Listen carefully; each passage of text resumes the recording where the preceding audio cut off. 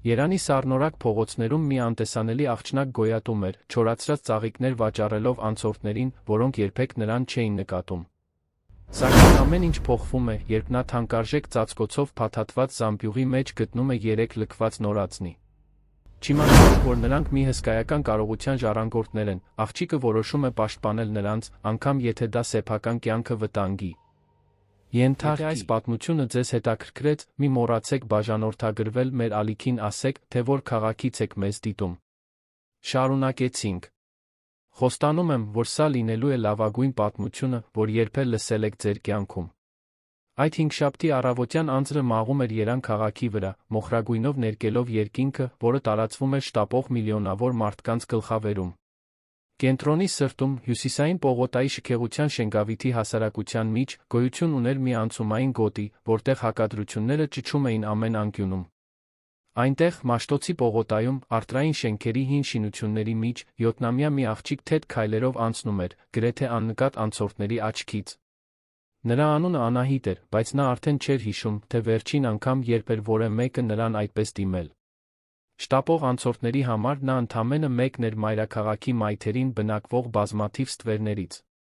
Իր տարիքի համար փոքրամարմին, մշտապես փնթի շագանակագույն մազերով նշած աչքերով, որոնք երեխայի համար չափազանց հին տխրություն էին կրում, Անահիտը վաճառում էր թառամած ծաղիկներ, որոնք գտնում էր օրվա վերջում շուկաներում կամ որոնք որոշ ծաղկավաճառներ դեն էին նետում թանկ թաղամասերի աղբամանները։ Նա տանում էր հյուսված զամբյուղ, որի բռնակները բազմիցս կարկատվել էին թելով։ Ներսում երիցուկներ ու վարդեր էին, որոնք այլս չունեին առավոտյան թարմությունը, բայց որոնք նա խնամքով դասավորում էր, կարծես թանկարժեք գանձեր լինեին։ Ամեն անցորդի մոտենալիս նա ամաչկոտությամբ մեկնում էր զամբյուղը, առանց խոսք ասելու, միայն հայացքով ուշադրություն խնդրելով։ Բայց մարդիկ չէին նայում։ Նրանք շրջանցում էին, արագացնում քայլերը, ձացնում, թե չեն տեսնում։ Անահիտը վաղ էր սովորել, որ մեծահասակների աշխարհը շտապողականության անտարբերության վայր է։ Ինչ իրեն հիշում էր, միշտ մենակ էր եղել։ Ընտանիքի մասին հստակ հիշողություններ չուներ, միայն հեռավոր ձայների շփոթված բեկորներ թխվածքի բույր, որը երբեմն ներխուժում էր նրա երազները։ 3 տարեկանում, ինչպես պատմում էին սոցիալական աշխատողները, որոնք երբեմն հայտնվում էին անօթաններին հավաքելու գործողությունների ժամանակ, նրան գտել էին ավտոկայանի մոտ թափառելիս։ 2 մանկատուն էր փոխել, 2-ից էլ փախել էր։ Փողոցն իր ողջ դաժանությամբ նրան ավելի քիչ վախենալու էր թվում, քան այն հաստատությունների սառը պատերը, որտեղ նա ընդամենը հերթական համարն էր։ Այժմ 7 տարեկանում նա գիտեր ամեն նրբանցք, ամեն հրապարակ, ամեն անկյուն, որտեղ կարող էր թաքնվել, երբ գիշերն իջնում էր կամ երբ ոստիկանությունը պարեկություն էր անում։ Ճանաչում էր այն տատիկներին, որոնք տուփերով ուտելիք էին թողնում խանութների դռների մոտ, անվտանգության աշխատակիցներին, որոնք ծածնում էին, թե չեն տեսնում, երբ նա հացի փշրանքներ էր վերցնում հացի փռերից, ճանաչում էր նա նրանց, ովքեր վտանգ էին ներկայացնում։ Նա գոյատելու սուր բնազդ էր զարգացրել, մի խորամանկություն, որն իր տարիքի շատ երեխաներին պետք չէր։ Այդ անձրոտ առավոտյան Անահիտը որոշեց գնալ հաղթանակի զբոսայգի։ Դա երկար ճանապարհ էր այն կամրջի տակից, որտեղ նա գիշերել էր, բայց գիտեր, որ կիրակի տոն օրերին այգին լիքն էր լինում ընտանիքներով, իսկ ընտանիքները նշանակում էին մի քանի ծաղիկ վաճառելու կամ մի քանի մետաղադրամ ստանալու հնարավորություն։ Տոն չէր, բայց թեթ անձրը ռոմանտիկ տեսք էր հաղորդում վայրին, իսկ սիրահարված մարդիկ սովորաբար ծաղիկներ էին գնում։ Այգի հասավ առավոտյան ժամը 10-ի կողմերը։ Անձրը վերածվել էր գրեթե աննկատ մաղման, արի մի քանի ճառագայթ սկսել էր ճեղքել ամպերը։ Խոտը թաց էր, փայլում էր լույսն արտացոլող կաթիլներից։ Աշխատանքային օրվա այդ ժամին այցելուները քիչ էին, միայն մի քանի առավոտյան վազորդ, զբոսնող տարեցներ մանկասայլակով 1-2 մայր։ Անահիտը քայլում էր սալիկապատ ճանապարհներով, շուրջը նայելով, փնտրելով մեկին, ով կարող էր հետաքրքրվել իր ծաղիկներով։ Այդ ժամանակ մի բան գրավեց նրա ուշադրությունը։ Երկրորդական դարպասներից մեկի մոտ, թփերի հետում կիսաթաքնված, մի զամբյուղ կար։ Դա իրենի նման սովորական զամբյուղ չէր, այլ նուրբ հյուսվածքով, էլեգանտ զամբյուղ, այնպիսին, ինչպիսին տեսնում են կենտրոնի թանկարժեք խանութներում։ Այն ծածկված էր փափուկ գործվածքից վերմակով, բաց կապույտ սպիտակ երանգներով։ Սկզբում Անահիտը մտածեց, որ դա կարող է պարզապես լքված աղբ լինել, մի բան, որը ինչ-որ մեկը թողել էր պիկնիկից հետո։ Բայց այդ զամբյուղում ինչ-որ տարբեր բան կար։ Դրա դրվածքի մեջ խնամք կար, պաշտպանված էր հայացքներից, բայց ոչ ամբողջությամբ թաքնված, կարծես ինչ-որ մեկը ցանկացել էր, որ այն գտնվի, բայց ոչ ցանկացած մեկի կողմից։ Այն զգուշությամբ, որը սովորել էր ամեն ինչին անվստահությամբ մոտենալուց, Անահիտը մոտեցավ։ Շուրջը նայեց, համոզվելու, որ ոչ ոք չի հետում։ Այգին գրեթե դատարկ էր այդ հատվածում։ Դանդաղ, նա մեկնեց ձեռքը դիպավ վերմակին։ Այն փափուկ էր, շատ ավելի փափուկ, քան այն ամենը, ինչին նա երբեք դիպել էր։ Զգուշորեն բարձրացրեց գործվածքի մի ծայրը։ Այն, ինչ տեսավ, ստիպեց նրան մի քայլ հետ գնալ, սիրտը կուրծքը ճեղքելու չափ բաբախելով։ Զամբյուղի մեջ 3 նորածին կար։ 3 նույնական, նորածին երեխա, փոքրիկ ու նուրբ դեմքերով, հագին սպիտակ հագուստներ, որոնց որակը նա նույնիսկ խանութների ցուցափեղկերին չէր տեսել։ Նրանք քնած էին, բայց նրանցից մեկը սկսեց շարժվել, դեմքը կնճռոտելով մի արտահայտությամբ, որը շուտով կվերածվեր լացի։ Անահիտը քարացել էր։ Նրա աչքերը վազեցին զամբյուղի վրայով, փորձելով հասկանալ, թե ինչ է կատարվում։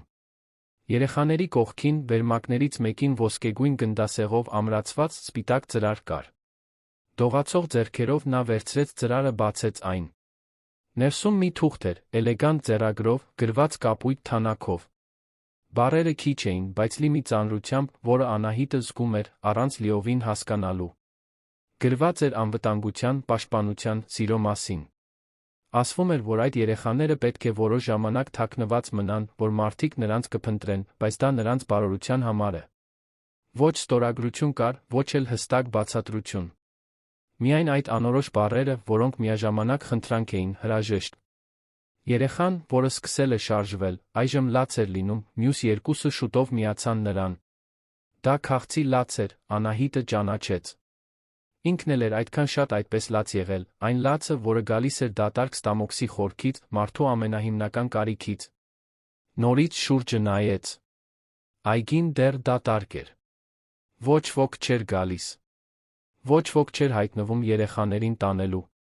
Միայն ինքն էր այդ 3 փոքրիկ էակները, լիովին անպաշտպան, լքված այնտեղ, կարծես անարժեք իրեր լինեին։ Բայց հագուստի որակից, զամբյուղի խնամքից Անահիտը գիտեր, որ այդ երեխաները սովորական չէին։ Նրանք գալիս էին իրենից շատ տարբեր աշխարհից, մի աշխարհից, որտեղ մարդիկ օգտագործում էին գեղեցիկ բառեր, ինչպիսիք են անվտանգությունն ու սերը, բայց մինույն է, երեխաներին լքում էին այգիներում։ Անահիտի ներսում ինչ-որ բան շարժվեց։ Դա տարօրինակ զգացողություն էր, կարծես նրա սրտի մի քնած մաս հանկարծ արթնացավ։ Նա ճանաչում էր այդ հուսահատությունը։ Ճանաչում էր այդ մենությունը։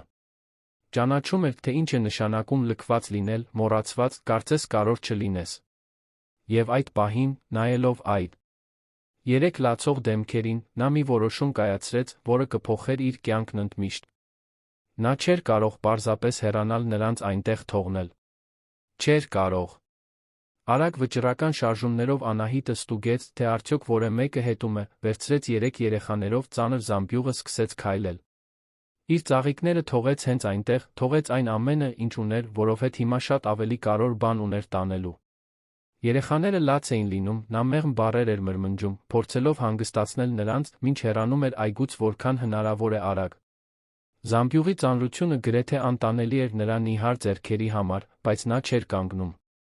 Անցավ փողոցներ, իջավ իրեն լավ ծանոթ նրբանցքներով, անցավ կամուրջների տակով, մինչ հասավ այն վայրը, որտեղ ստեղծել էր իր ապաստանը։ Դա երկաթգծի մոտ գտնվող հին, լքված պահեստ էր, մի վայր, որից անօթանները խուսափում էին, քանի որ ասում էին, թե ուրվականներով է լի։ Անահիտի համար դա նշանակում էր անվտանգություն։ Այնտեղ ոչ ոք նրան չէր անհանգստացնում։ Պահեստը կոտրված պատուհաններ թափված պատեր ուներ, բայց նա մի անկյունը վերածել էր համեմատաբար հարմարավետ տարածքի։ Ստվարաթղթե արկղեր էր դարսել պատեր ստեղծելու համար, հին վերմակներ էր գտել նվիրատվության կետերից, նույնիսկ մի քանի պլաստիկ շշեր ուներ, որտեղ ջուր էր պահում։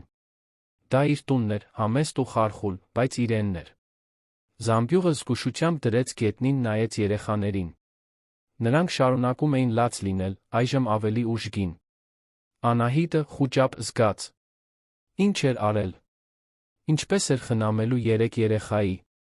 Նա հազիվ էր կարողանում իրեն խնամել։ Հարմար սնունդ չուներ, տակտիրներ չուներ, ոչինչ չուներ, ինչ պետք էր երեխաներին։ Բայց երբ նայում էր նրանց, վախից ավելի ուժեղ մի բան տիրեց նրան։ Կյանքում առաջին անգամ նա մենակ չէր։ Առաջին անգամ կար մեկը, ով կախված էր իրենից, ով իր կարիքն ուներ։ Եվ դա, տարօրինակ ու խորը կերպով, ստիպում էր նրան ավելի քիչ կորած զգալ աշխարհում։ Երեխաներից մեկին գրկեց, փորձելով ընդօրինակել այն, ինչ տեսել էր մայրերի մոտ։ Փոքրիկը թեթ ու տաք էր, երբ նա մոտեցրեց իր կրծքին, երեխան մի փոքր հանգստացավ, հավանաբար զգալով ջերմությունը։ Նույնը արեց մյուս երկուսի հետ, հերթով օրորելով նրանցից յուրաքանչյուրին, մինչ մտածում էր, թե ինչ անել։ Կաթ էր պետք։ Դա ակնհայտ էր։ Բայց երեխաների համար կաթը էժան չէր, նա գիտեր, քանի որ տեսել էր գները դեղատներում, երբ ողորմություն էր խնդրում դռների մոտ։ Հաշվեց հին տուփի մեջ պահած մետաղադրամները։ Ընդամենը մի քանի 100 դրամ էր, որը շատ բանի համար բավարար չէր։ Մինչ երեխաները վերջապես քնեցին, լացից հյուծված, Անահիտը նրանց ծածկեց իր ունեցած լավագույն վերմակներով դուրս եկավ օգնություն փնտրելու։ Գիտեր, որ չի կարող դիմել իշխանություններին։ Եթե այդպես աներ, երեխաներին կվերցնեին իրենից, կարդացած գրության մեջ ինչ-որ բան հուշում էր, որ դա վտանգավոր կլիներ նրանց համար։ Պետք էր վստահել մեկին, բայց ո՞ւմ։ Այդ ժամանակ մտածեց տիկին Սաթենիկի մասին։ Տարեց կին էր, որն ապրում էր Արաբգիրի մի փոքրիկ բնակարանում, ոչ հեռու։ Անահիտը նրան ճանաչում էր, քանի որ երբեմն ծաղիկներ էր վաճառում շենքի մոտ, տիկին Սաթենիկը միշտ կանգնում էր զրուցելու, միշտ ծաղիկ էր գնում, միշտ հարցնում էր, թե նա ինչպես է։ Նա միակ մեծահասակն էր, ով Անահիտին վերաբերվում էր այնպես, կարծես նա տեսանելի լիներ, կարծես կարող լիներ։ Սիրտը տագնապով լցված, Անահիտը վազեց դեպի տիկին Սաթենիկի շենքը։ Բարձրացավ, երրորդ հարկ թակեց դուռը։ Մի քանի րոպե անց դուռը բացվեց, բացահայտելով սպիտակ մազերով, կլոր ակնոցներով բարի ժպիտով մի կնոջ, որի ժպիտը վերածվեց անհանգստության, տեսնելով աղջկա վիճակը։ Տիկին Սաթենիկ, ինձ օգնություն է պետք, ասաց Անահիտը երկար ժամանակ անց առաջին անգամ թույլ տվեց, որ արցունքները հոսեն։ Ես այգում 3 լքված երեխա եմ գտել, չգիտեմ ինչ անել։ Նրանց կաթ է պետք, տակտիրներ, խնամք, իսկ ես ոչինչ չունեմ։ Խնդրում եմ, կարող եք ինձ օգնել։ Տիկին Սաթենիկը մի պահ լուռ մնաց, մարսելով այդ անհավանական տեղեկությունը։ Նայեց աղջկան, տեսավ նրա աչքերում անկեղծ հուսահատությունը, առանց հարցեր տալու, որոնք կարող էին սպասել, պարզապես ասաց. Ներս արի, երեխաս։ Կլուծենք այս հարցը։ Այդ պահին Անահիտը հասկացավ, որ ճիշտ ընտրություն է կատարել։ Տիկին Սաթենիկը նրա հետ գնաց պահեստ, երբ տեսավ էլեգանտ զամբյուղում քնած 3 երեխաներին, այդ լքված վայրի մեջ, ձեռքերը տարավ կրծքին, զարմանքի կարեկցանքի ժեստով։ Աստված իմ, մրմնջաց նա։ Որտեղից են այս երեխաները։ Անահիտը պատմեց ամեն ինչ։ Այգին, զամբյուղը, գրությունը։ Ցույց տվեց թուղթը տիկին Սաթենիկին, որը կարդաց աճող ուշադրությամբ, կնճռոտելով հոնքերը։ Կինը երկար ժամանակ ոչինչ չասաց, միայն դիտում էր երեխաներին մի արտահայտությամբ, որը Անահիտը չկարողացավ լիովին վերծանել։ Սա շատ լուրջ է, երեխաս, վերջապես ասաց տիկին Սաթենիկը։ Այս երեխաներին բժշկական օգնություն է պետք, փաստաթղթեր են պետք։ Չենք կարող պարզապես այսպես թաքնված խնամել նրանց։ Բայց գրության մեջ ասվում է, որ նրանք վտանգի մեջ են, առարկեց Անահիտը։ Եթե ես նրանց հանձնեմ իշխանություններին, իսկ եթե սխալ մարդիկ իմանան։ Իսկ եթե նրանց հետ ինչ-որ բան պատահի։ Տիկին Սաթենիկը հոգոց հանեց։ Դա անհնարին իրավիճակ էր։ Մի կողմից իշխանություններին տեղեկացնելու պատասխանատվությունը։ Մյուս կողմից հուսահատ մի աղջիկ 3 երեխա, որոնք իրոք կարծես թե թողնվել էին այնտեղ ոչ թե պարզապես լքվելու, այլ ինչ-որ պատճառով։ Գրությունը հուշում էր ավելի մեծ բանի մասին, մի բանի, որը ներառում էր գաղտնիքներ, վտանգներ, որոնք նա չէր հասկանում։ Լավ, վերջապես ասաց նա։ Այսպես անենք։ Ես քեզ կօգնեմ առայժմ խնամել նրանց, բայց մենք պետք է պարզենք, թե որտեղից են նրանք։ Այս հագուստները, այս զամբյուղը, այս ամենը շատ թանկ արժե։ Ինչ-որ մեկը փնտրում է նրանց։ Եվ մենք պետք է իմանանք, թե ովքեր են այս երեխաները, նախքան որոշելը, թե ինչ անել։ Անահիտը համաձայնեց, զգալով, թե ինչպես է հսկայական թեթություն պատում իր կուրծքը։ Նա այլս մենակ չէր այս հարցում։ Տիկին Սաթենիկն իր իմաստությամբ բարությամբ կլիներ իր դաշնակիցը։ Հաջորդ օրերին նրանք ռեժիմ հաստատեցին։ Տիկին Սաթենիկը գնեց մանկական կաթնախառնուրդ, տակտիրներ, այլ անհրաժեշտ պարագաներ։ Անահիտը ժամանակի մեծ մասն անցկացնում էր տիկնոջ բնակարանում, խնամելով երեխաներին մի նվիրումով, որը զարմացրեց նույնիսկ իրեն։ Նա նրանց անուններ էր տվել, որովհետև պետք էր նրանց տարբերելու միջոց։ Երեքին անվանեց Գաբրիել, Ռաֆայել, Միքայել։ Հրեշտակների անուններ, որովհետև նրանք իր կյանքում հայտնվել էին որպես անսպասելի օրհնություն։ Մինչդեռ քաղաքի մյուս ծայրում, այն թանկ թաղամասերում, որոնք Անահիտը միայն հեռվից էր ճանաչում, հսկայական մասշտաբների դրամա էր ծավալվում։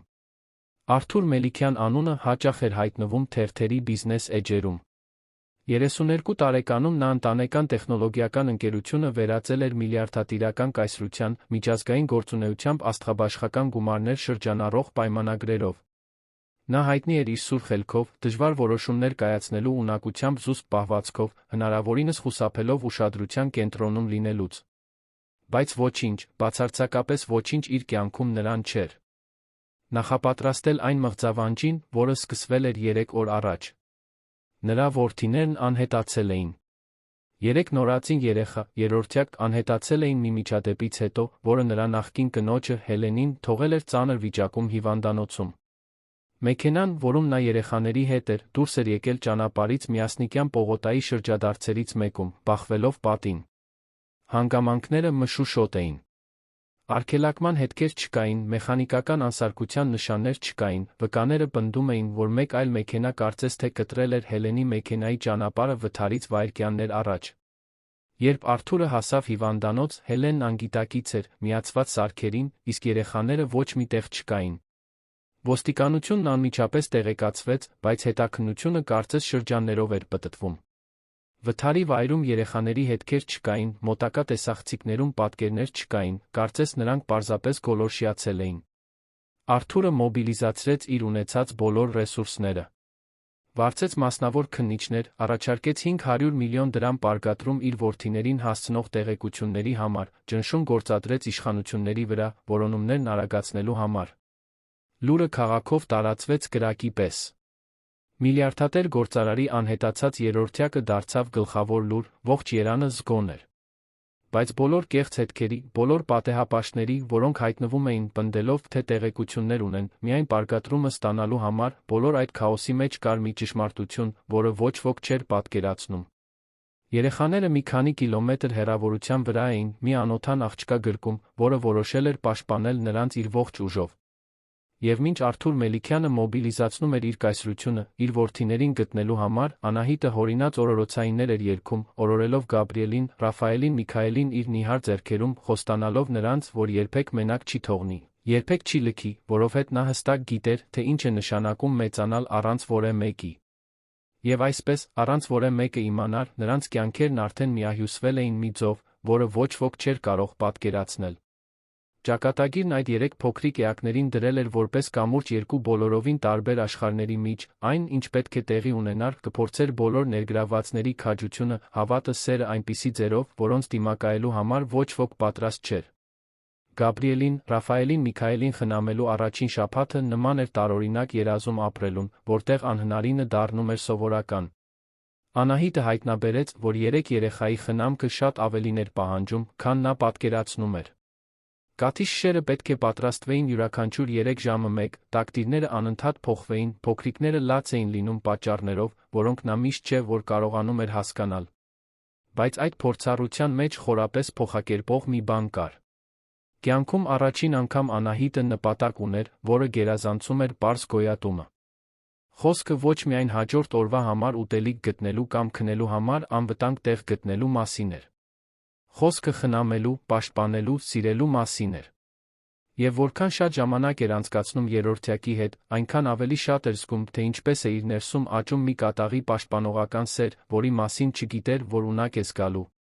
Տիկին Սաթենիկը դարձել էր նրա գործընկերն այդ անհավանական ճանապարհորդության մեջ։ Տարեց կինը, որը մենակ էր ապրում 10 տարի առաջ այրենալուց հետո, այդ երեխաների այդ խիզախ աղջկա մեջ նոր իմաստ գտավ իր օրերի համար։ Ամեն առավոտ նա վաղ էր արթնանում պատրաստում այն ամենը, ինչ անհրաժեշտ էր լինելու։ Մանրէազերծում էր կաթի շշերը, առանձնացնում մաքուր տակտիրները, տաքացնում ջուրը լոգանքների համար։ Եվ մինչ այդ ամենն անում էր, դիտում էր Անահիտին հիացմունքի անհանգստության խառնուրդով։ Աղջիկը մի քանի օրում փոխվել էր։ Նա այլս փողոցներում թափառող անտեսանելի ծաղկավաճառը չէր։ Նա հսկայական պատասխանատվություն էր ստանձնել, դա նրան ավելի հասուն, ավելի վճռական էր դարձնում։ Տիկին Սաթենիկը նրա աչքերում տեսնում էր մի ուժ, որը շատ մեծահասակներ չունեին, բայց տեսնում էր նա վախը։ Անընդհատ վախը, որ ինչ-որ բան կարող է պատահել, որ ինչ-որ մեկը կբացահայտի, որ երեխաներին կխլեն իր ձեռքերից։ Սիրելիս, ասաց տիկին Սաթենիկը մի առավոտ, մինչ Անահիտը օրորում էր Ռաֆայելին կերակրելուց հետո։ Մենք պետք է խոսենք այս մասին։ Չենք կարող երեք երեխայի ընդմիշտ թաքնված պահել։ Նրանց պատվաստումներ են պետք, բժշկական հսկողություն, փաստաթղթեր։ Անահիտը երեխային սեղմեց կրծքին, կարծես այդ ժեստը կարողանար պաշտպանել նրան ցանկացած սպառնալիքից։ Գիտեմ, տիկին Սաթենիկ։ Բայց գրության մեջ ասվում էր, որ նրանք վտանգի մեջ են։ Եթե ես որե մեկին ասեմ, իսկ եթե սխալ մարդիկ իմանան։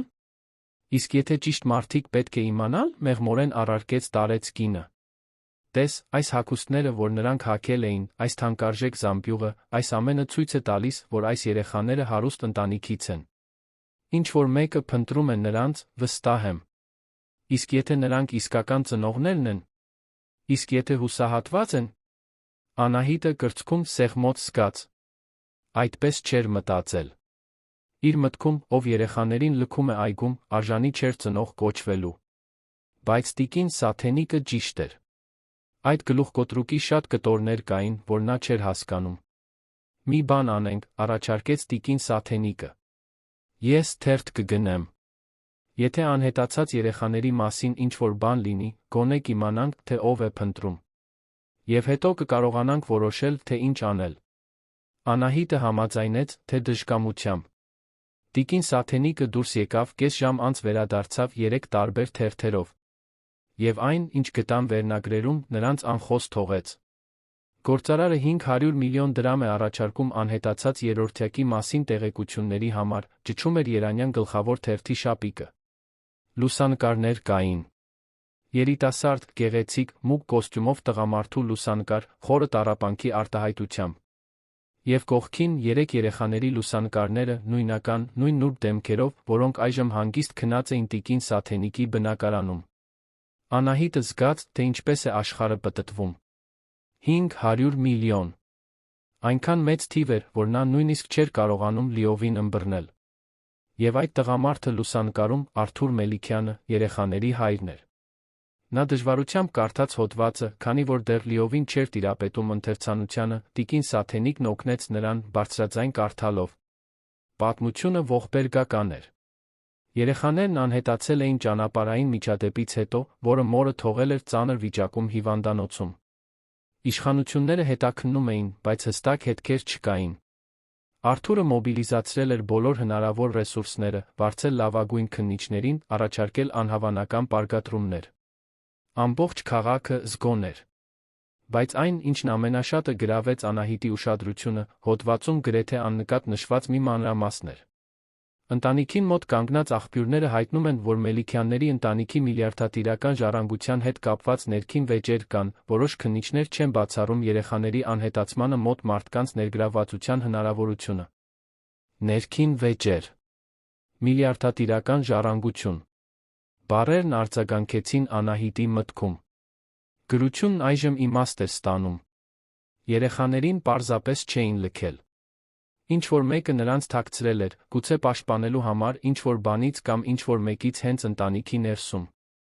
Տիկին Սաթենիկ, շշնջաց Անահիտը, աչքերը լայն բացված։ Իսկ եթե գրությունը ճիշտ է։ Իսկ եթե նրանք իսկապես վտանգի մեջ են։ Տարեց կինը բռնեց աղջկա ձեռքերը։ Ապա մենք պետք է շատ զգույշ լինենք։ Եթե վտանգավոր մարդիկ են ներգրավված, չենք կարող պարզապես հայտնվել երեխաների հետ։ Մեզ պլան է պետք։ Բայց մինչ նրանք խոսում էին, փորձելով հասկանալ այն բարդ իրավիճակի էությունը, որում հայտնվել էին քաղաքի մյուս ծայրում, Մելիքյան տեխնոլոգիաներ իշխող գրասենյակներում, Արթուրն իր սեփական մարտերն էր մղում։ Նա լավ չէր քնել որդիների անհետացումից ի վեր։ Օրերն անցկացնում էր քննիչների հետ հանդիպումների, իշխանությունների հետ խոսակցությունների հիվանդանոց այցելությունների միջ, որտեղ Հելենը մնում էր անգիտակից։ Բժիշկներն ասում էին, որ նրա վիճակը կայուն է, բայց կանխատեսում չկար, թե երբ կարթնանա։ Եվ մինչ նա քնած էր, անկարող որևէ հարցի պատասխանել, Արթուրն իրեն զգում էր անվերջ մղձավանջի մեջ։ Այդ կեսօրին նա իր գրասենյակում էր, Հյուսիսային պողոտայի արտրային շենքի վերջին հարկում, քաղաքի համայնապատկերային տեսարանով, որը ձգվում էր մինչ հորիզոն։ Բայց նա չէր տեսնում բնապատկերը։ Տեսնում էր միայն իր որդիների լուսանկարները սփռված սեղանի վրա, քննիչների զեկույցները, որոնք ոչ մի տեղ չէին տանում, աճող հեռախոսազանգերի կույտը մարդկանցից, որոնք պնդում էին, թե տեղեկություններ ունեն, բայց որոնք միշտ կեղծ էին լինում։ Պարոն Մելիքյան, ասաց Մարինեն, նրա անձնական օգնականը ավելի քան 5 տարի, մտնելով սենյակ անհանգիստ արտահայտությամբ։ Պարոն Արամն այստեղ է։ Ասաց, որ շտապ է։ Արթուրը ժեստ արեց, որ նրան ներս թողնի։ Արամ Մելիքյանը նրա հորեղբայրն էր, իր հանգուցյալ հոր ավագ եղբայրը ընկերության փոխնախագահը։ 60-ամյա տղամարդ, անթերի սանրված ալեխառն մազերով, միշտ հագնված թանկարժեք իտալական կոստյումներով մշտական լրջության արտահայտությամբ։ Արթուր, ասաց Արամը, փակելով դուռը հետից։ Մենք պետք է խոսենք։ Ինչի՞ մասին, հարցրեց Արթուրը, աչքերը չկտրելով որդիների լուսանկարներից։ Ընկերության իրավիճակի մասին։ Այն որոշումների մասին, որոնք դու պետք է կայացնես։ Դու օրերով բացակայում ես, կարոր հանդիպումները չեղարկվում են, ներդրողները անհանգստացած են։ Որդիներս անհետացել են, Արամ։ Դու իսկապես կարծում ես, որ ինձ հանդիպումներն են հուզում այս պահին։ Ես հասկանում եմ քո ցավը, եղբորորդի։ Բայց ընկերությունը չի կարող կանգնել։ Հայրդ տասնամյակներ շարունակ կառուցել է սա, դու այն վերածել ես կայսրության։ Չես կարող թույլ տալ, որ ամեն ինչ փլուզվի անձնական ողբերգության պատճառով։ Արթուրը զայրույթ զգաց։ Անձնական ողբերգության պատճառով։ Որդիներս քեզ համար ընդամենը անձնական ողբերգությունն են։ Արամը հոգոց հանեց, կարծես համար երեխայի հետ գործ ունենար։ Ես դա նկատի չունեի։ Բայց դու պետք է ռացիոնալ լինես։ Երեխաներին գտնելու հավանականությունը նվազում է ամեն օր։ Դու պետք է սկսես ընդունել, որ գուցե այստեղ երջանիկ ավարտ չլինի։ Դուրս արի իմ սենյակից, ասաց Արթուրը, ձայնը վտանգավոր ցածր։ Արթուր, խելամիտ եղիր։ Ես փորձում եմ օգնել։ Եթե դու չես կարողանում անհրաժեշտ որոշումներ կայացնել, գուցե պետք է մտածես նախագահությունը ժամանակավորապես փոխանցել մեկին, ով ավելի ունակ է գլուխ հանել պարտականություններից։ Դուրս։ Հիմա։ Արամը երկար նայեց նրան, հետո ուսերը թոթվեց դուրս եկավ, դուռը փակելով անհրաժեշտից ավելի ուժեղ։ Արթուրը մնաց այնտեղ, դողալով զայրույթից, հիասթափությունից։ Հորեղբայրը երբեք չէր հաշտվել այն փաստի հետ, որ Արթուրի հայրը 5 տարի առաջ մահանալուց առաջ ընտրել էր եղբորորդուն, ոչ թե եղբորը, ընկերության կառավարումը ստանձնելու համար։ Այդ ժամանակվանից Արամն ապրում էր ստվերում, միշտ կասկածի տակ դնելով որոշումները, միշտ փորձելով խարխլել նրա հեղինակությունը։ Բայց դա հիմա կարևոր չէր։ Ոչինչ կարևոր չէր, բացի Գաբրիելին, Ռաֆայելին, Միքայելին գտնելուց։ Որովհետև այո, նա նրանց անուններ էր տվել։ Նույնիսկ եթե նրանք դեռ ընդամենը մի քանի շաբաթական երեխաներ էին, նույնիսկ եթե հազիվ ժամանակ էր ունեցել ճանաչելու նրանց միջադեպից առաջ, նա նրանց հրեշտակների անուններ էր տվել, որովհետև ամեն օր աղոթում էր, որ հրեշտակները պաշտպանեն նրանց, որտեղ էլ որ լինեին։ Հեռախոսը զանգեց։ Դավիթ Գալստյանն էր, մասնավոր քննիչը, որին վարձել էր։ Երկրի լավագույններից մեկը, ինչպես ասում էին, մասնագիտացած բարդ գործերում։ Պարոն Մելիքյան, մենք հետք ունենք։ Արաբկիրի մի դեղատուն գրանցել է տարեց կնոջ կողմից մեծ քանակությամբ մանկական կաթնախառնուրդի նորածինների համար տակտիրների գնում։ Քանակը համապատասխանում է 3 երեխայի։ Դեղագործին տարօրինակ է թվացել գրի է առել հասցեն, երբ կինը վճարել է քարտով։ Արթուրը զգաց, թե ինչպես է սիրտը սկսում արագ բաբախել։ Արաբկիր։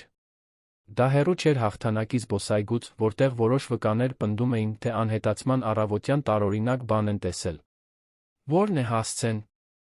Դավիթը փոխանցեց տեղեկությունը։ Արթուրն արդեն ոտքի վրա էր, վերցնում էր վերարկուն։ Ես հիմա գնում եմ այնտեղ։ Պարոն Մելիքյան, սպասեք։ Կարող է ոչինչ չլինել։ Կարող է պարզապես զուգադիպություն լինել։ Թույլ տվեք, որ իմ թիմը նախ ստուգի։ Ոչ։ Եթե որևէ հնարավորություն կա, որ նրանք իմ որդիներն են, ես պետք է այնտեղ լինեմ։ Մինչ Արթուրը հատում էր քաղաքը երանյան կեսօրվա քաոսային երթեկության մեջ, նրա սիրտը տատանվում էր հույսի վախի միջ։ Իսկ եթե նրանք լինեին։ Իսկ եթե մղձավանջային օրերից հետո վերջապես կարողանար նորից գրկել իր որդիներին։ Բայց իսկ եթե դա ընդամենը հերթական կեղծ հետքը լիներ, հերթական կործանված հույսը։ Տիկին Սաթենիկի բնակարանում Անահիտը աճող անհանգստություն էր զգում։ Օդում ինչ-որ բան կար, մի լարվածություն, որը նա չէր կարողանում բացատրել։ Փողոցում սովորել էր վստահել իր բնազդներին, այդ պահին նրա էության յուրաքանչյուր մանրաթել ասում էր, որ ինչ-որ բան է պատրաստվում տեղի ունենալ։ Տիկին Սաթենիկ, հանկարծ ասաց նա։ Կարծում եմ, մենք պետք է մի որոշ ժամանակով հեռանանք այստեղից։ Երեխաներին ուրիշ տեղ տանենք։ Ինչու, երեխաս։ Ինչ է պատահել։ Չեմ կարող բացատրել։ Պարզապես զգում եմ, որ այստեղ անվտանգ չենք։ Տիկին Սաթենիկը պատրաստվում էր պատասխանել, երբ դռան զանգը հնչեց։ Երկուսով նայեցին իրար, ակնթարթային վախն արտացոլվեց նրանց դեմքերին։ Տարեց կինը զգուշությամբ մոտեցավ դռան հեռախոսին։ Ո՞վ է։ Բարդ ձեզ, տիկին։ Ես մասնավոր քննիչ եմ։ Հարցեր եմ տալիս տարածքում անհետացած երեխաների մասին։ Կարող եք ինձ մի քանի րոպե տրամադրել։ Անահիտը զգաց, թե ինչպես է արյունը սառչում երակներում։ Արագ վերցրեց 3 երեխաներին, տարավ հետի սենյակ, զգուշությամբ փակեց դուռը։ Տիկին Սաթենիկը նայեց նրան, անվճռական, թե ինչ անել։ Մի բացեք, շշնջաց Անահիտը։ Խնդրում եմ։ Բայց արդեն ուշ էր։ Դռան զանգը նորից հնչեց, ավելի համառ։ Եվ հետո մի այլ ձայն, ավելի խորը, ավելի հուսահատ։ Խնդրում եմ, եթե այնտեղ որևէ մեկը կա, ես ուղղակի ուզում եմ իմանալ, թե արդյոք ինչ-որ բան տեսել եք։ Որդիներս անհետացել են։ 3 երեխա են, երրորդյակ։ Պարզապես պետք է իմանամ, թե նրանք լավ են։ Դա Արթուրի ձայնն էր։ Նույնիսկ առանց երբե նրան լսելու, Անահիտը հասկացավ, որ նա է։ Այդ ձայնի մեջ ինչ-որ բան կար, մի այնքան խորը անկեղծ հուսահատություն, որը դիպավ նրա ներսում ինչ-որ բանի։ Մոտեցավ դռան հեռախոսին, սիրտը կուրծքը ճեղքելով։ Տիկին Սաթենիկը վախեցած դիտում էր նրան։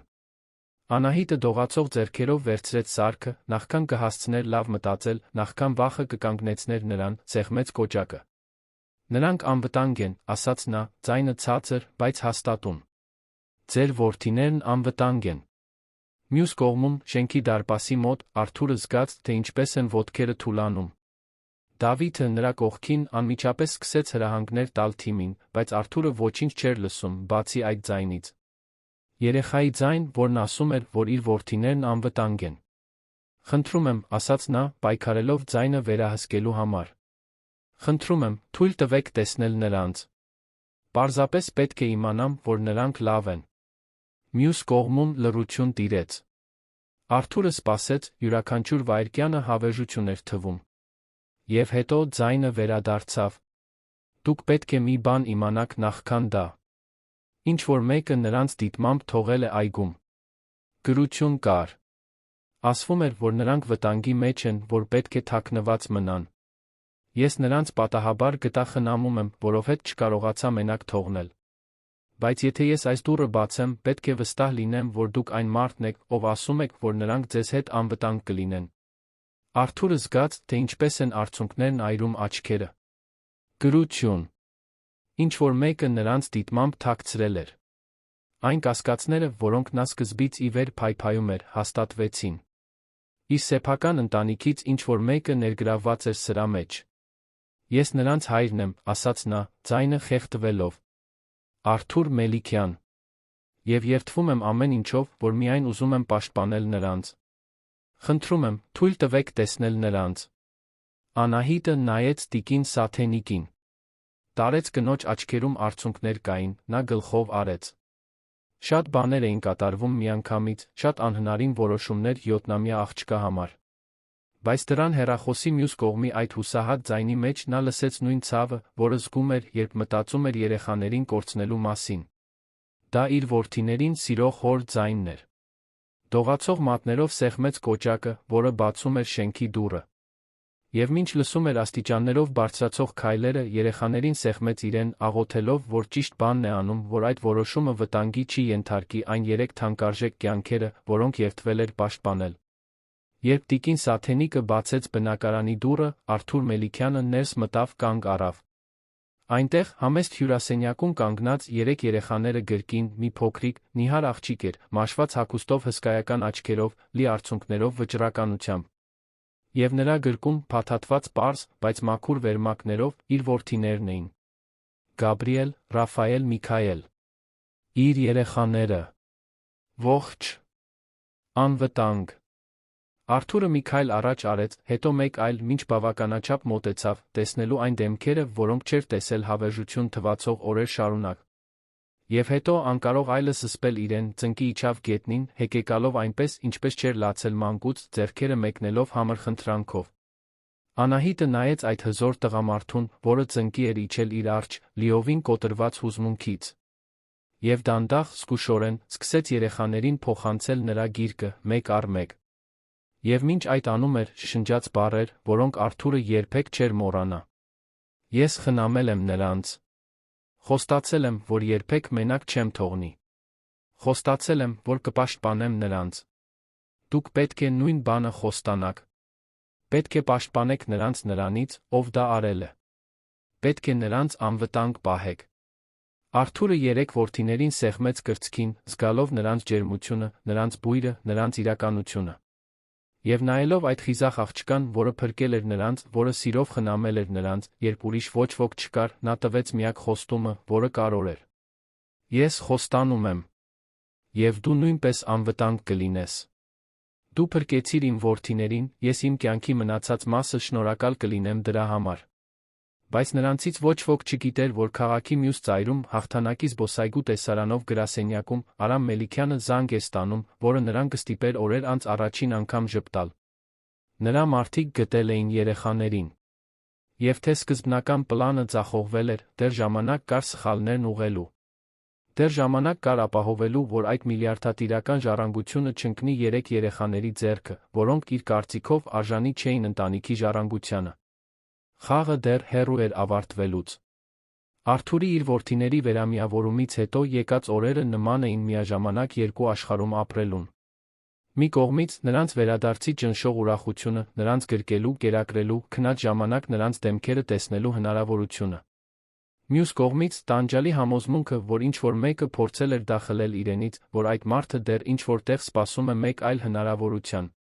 Արթուրը երեխաներին տարել էր կենտրոնում գտնվող իր պենթհաուսը, ժամանակակից շենքի վերջին հարկի ընդարձակ շքեղ բնակարան, որն ուներ 24-ժամյա անվտանգություն։ Նա վարձել էր մասնագիտացված դայակներ, անձնական մանկաբույժներ, տեսախցիկներ տեղադրել յուրաքանչյուր սենյակում։ Բայց այս ամենից ավելի կարևոր, նա իր հետ բերել էր Անահիտին։ Աղջիկը սկզբում հրաժարվել էր թողնել երեխաներին։ Նույնիսկ երբ Արթուրը բացատրեց, որ նրանք անվտանգ կլինեն, որ կունենան բոլոր անհրաժեշտ խնամքը, նա կառչել էր Գաբրիելից, Ռաֆայելից, Միքայելից, կարծես նրանց բաց թողնելը նշանակեր ընդմիշտ կորցնել նրանց։ Տիկին Սաթենիկն էր, որ համոզեց նրան։ Երեխաս, ասաց տարեց կինը, Անահիտի դեմքը բռնելով ձեռքերի մեջ։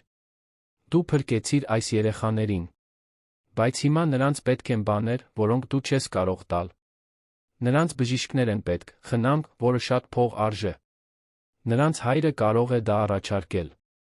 Բայց տես, թե նա ինչ է քեզ առաջարկում։ Նա ուզում է, որ դու նրանց մոտ լինես։ Ուզում է, որ դու նրանց կյանքի մի մասը լինես։ Սա կորուստ չէ, սիրելիս։ Սա ընտանիք ձեռք բերել է։ Այդ բառերն արձագանքեցին Անահիտի սրտում։ Ընտանիք։ Մի բան, որը նա հազիվ էր հիշում, թե երբ է ունեցել է։ Գաղափարը միաժամանակ սարսափելի էր հրաշալի։ Եվ երբ Արթուրը ծնկի իջավ նրա առջ, նայելով նրա աչքերի մեջ բացարձակ անկեղծությամբ, ասաց, որ նա միշտ ողջունված կլինի իր տանը, որ կարող է տեսնել երեխաներին, երբ ցանկանա, որ կխնամի նա իրեն, Անահիտը զգաց, թե ինչպես է իր ներսում ինչ-որ բան զիջում։ Նա համաձայնեց գնալ։ Բայց մի պայմանով։ Տիկին Սաթենիկը նույնպես պետք է ներգրավված լիներ։ Տարեց կինը միակ մարդն էր, ով օգնել էր իրեն, երբ կարիք ուներ, նա չէր լքի նրան։ Արթուրը, հասկանալով այդ փոքրիկ, բայց հսկայական սիրտ ունեցող աղջկա խորը հավատարմությունը, անմիջապես համաձայնեց։ Տիկին Սաթենիկը միշտ ողջունված կլիներ, նա կապահովեր, որ կինն ունենա այն ամենը, ինչի կարիքն ունի։ Այսպես Անահիտը մի քանի օր անց հայտնվեց մի սենյակում, որն ավելի մեծ էր, քան ցանկացած վայր, որտեղ երբևէ ապրել էր։ Սենյակ, իսկական մահճակալով, փափուկ վերմակներով, խաղալիքներով, որոնք երբեք չէր պատկերացրել, որ կունենա։ Հագուստները, որոնք Արթուրը գնել էր նրա համար, դասավորված էին պահարանում, բոլորը նոր, բոլորը ճիշտ չափսի։ Նույնիսկ առանձին լոգարան ուներ, տաք ջրով, փափուկ սրբիչներով։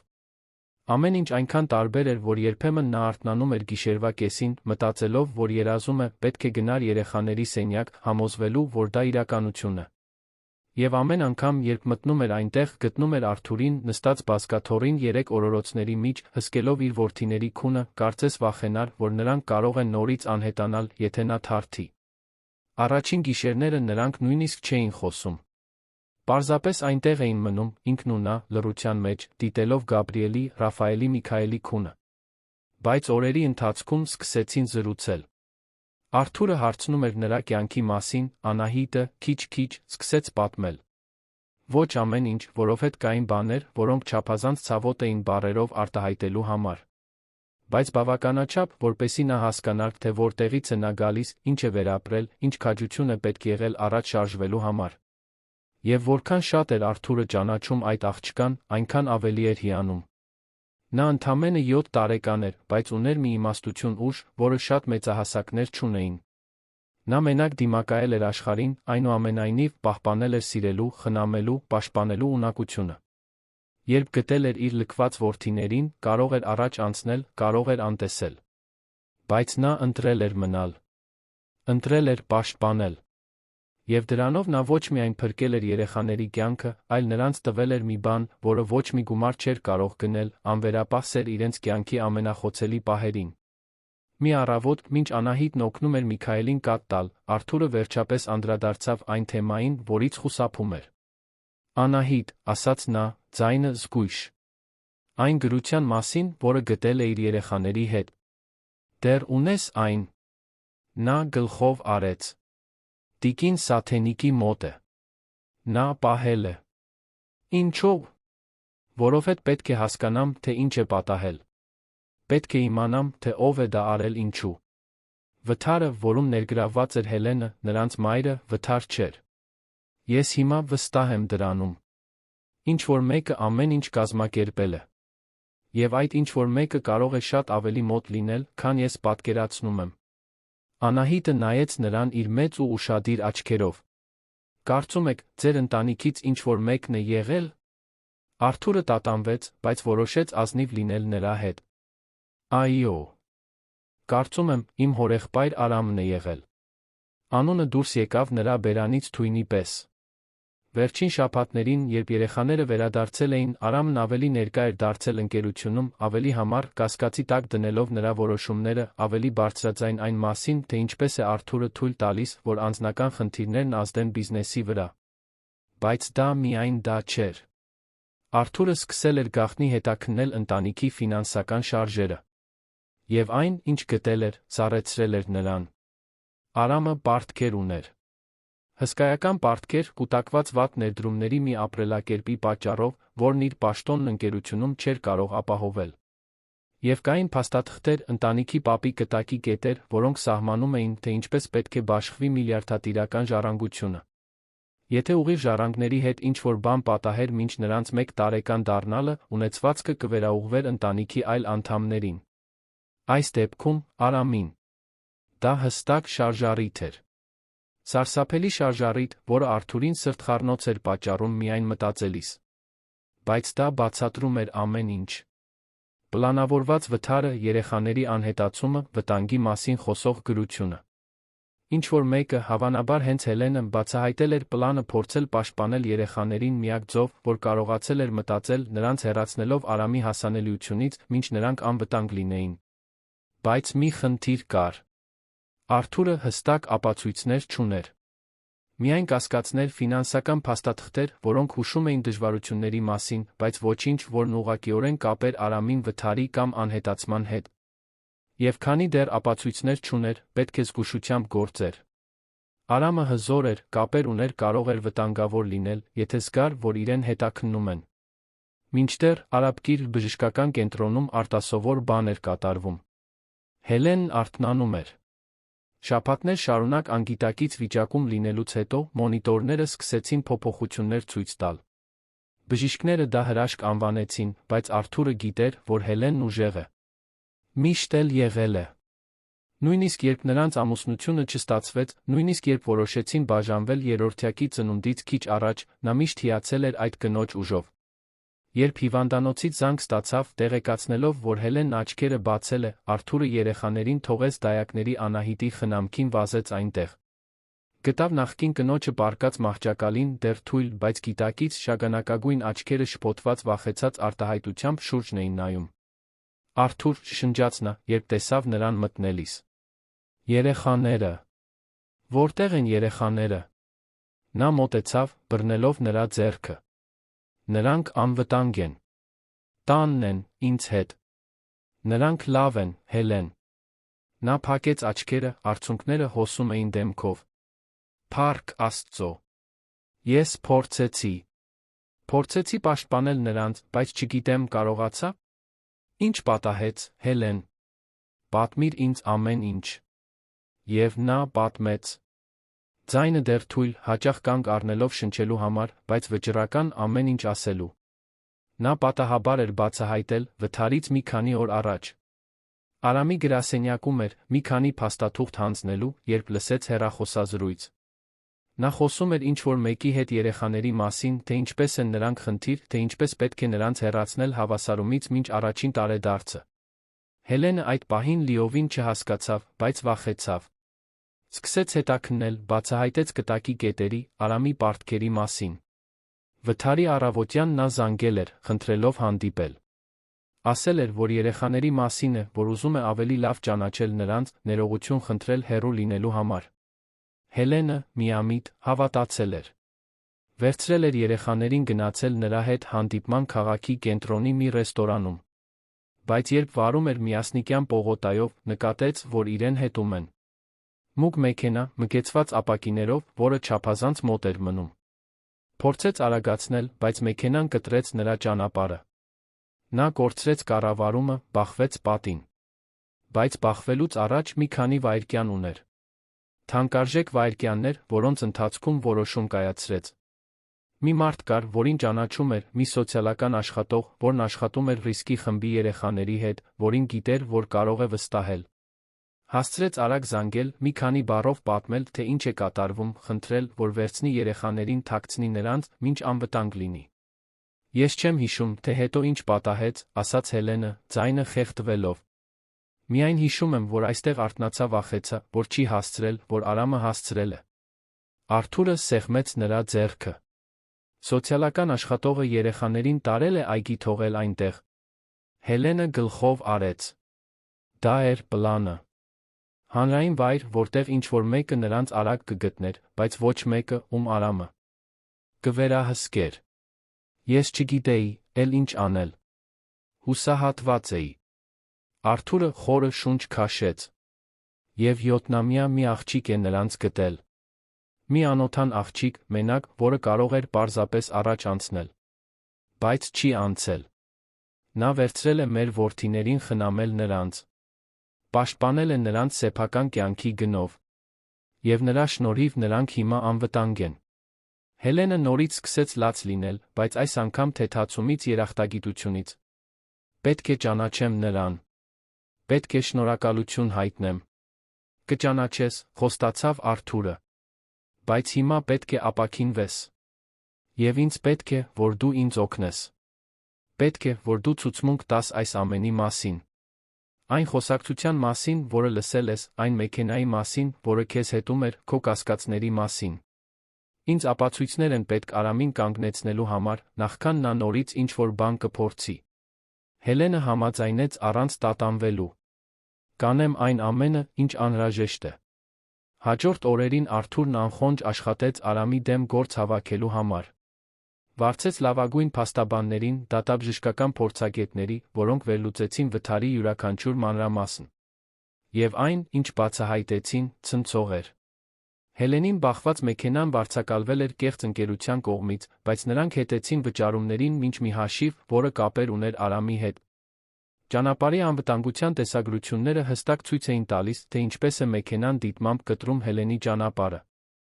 Ապացույցներ կային։ Բավարար ապացույցներ դատարան դիմելու համար։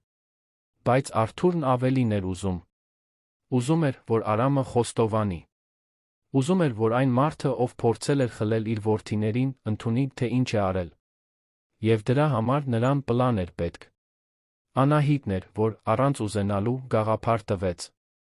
Նստած էր Արթուրի հետ նրա տան գրասենյակում, մինչ նա աշխատում էր փաստաթղթերի վրա, երբ անմեղորեն հարցրեց.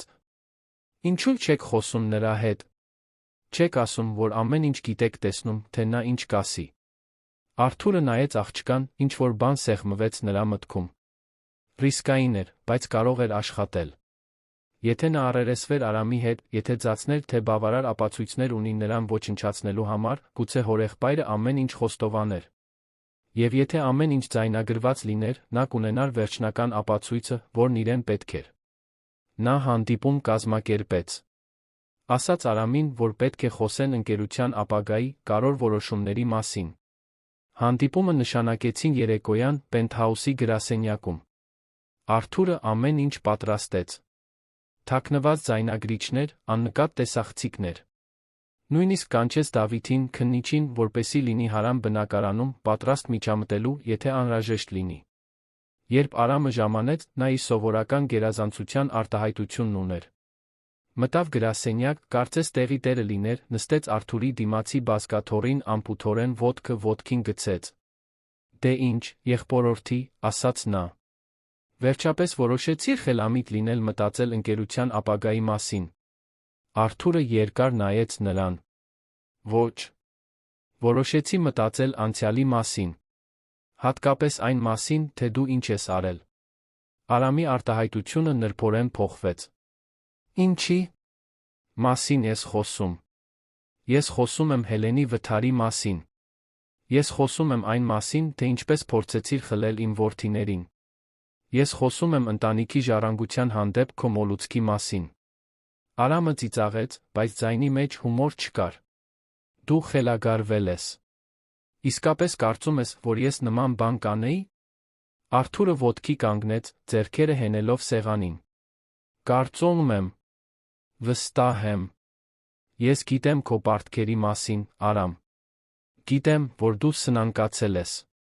Գիտեմ պապի կտակի կետերի մասին։ Գիտեմ, որ եթե իմ որդիները մահանային մինչ առաջին տարեդարձը, դու միլիարդների հասանելիություն կունենայիր։ Ես ամեն ինչ գիտեմ։ Արամի դեմքը կարմրեց։ Դու ոչ մի ապացույց չունես։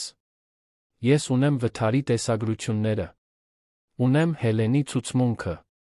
Ունեմ ֆինանսական գրառումները, որոնք քեզ կապում են այն մեքենայի հետ, որը կտրել է նրա ճանապարհը։ Ես բավարար ապացույցներ ունեմ քեզ կյանքի մնացած մասի համար բանտ նստեցնելու։ Արամը կտրուկ ոտքի կանգնեց, ձեռքերով հարվածելով սեղանին։ Դու չես հասկանում։ Այդ փողը պետք է իմը լիներ։ Ես տասնամյակներ եմ աշխատել այս ընկերությունում, մինչդեռ հայրդ ինձ վերաբերվում էր որպես երկրորդականի։ Երբ նա մահացավ, մտածեցի, որ վերջապես կգնահատվեմ, բայց ոչ։ Նա ամեն ինչ թողեց քեզ, մի ամբարտավան լակոտի, որը հազիվ փորձ ուներ։ Եվ հիմա դու 3 ժառանգ ունես, որոնք էլ ավելի կնվազեցնեն իմ բաժինը։ Դա արդար չէր։ Ուրեմն դու որոշեցիր, որ լուծումը անմեղ երեխաներին սպանելն է, գոռաց Արթուրը, վերջին շաբաթների ողջ զայրույթն ու ցավը պայթելով։ Նրանք իմ որդիներն են, Արամ։ Անպաշտպան երեխաներ։ Եվ դու մտածեցիր, որ իրավունք ունես նրանց ինձնից խլելու փողի պատճառով։ Արամը ծանր շնչում էր, ուշ հասկանալով, որ չափից շատ է խոսել։ Նայեց շուրջը, կարծես ելք փնտրելով, հետո նրա աչքերը կանգ առան ինչ-որ բանի վրա։ Տեսախցիկների փոքրիկ լույսերը, գրեթե աննկատ, բայց այնտեղ։ Նրա դեմքը գունատվեց։ Դու ձայնագրել ես, ասաց նա, ձայնը մեռած։ Ամեն ինչ ձայնագրել ես։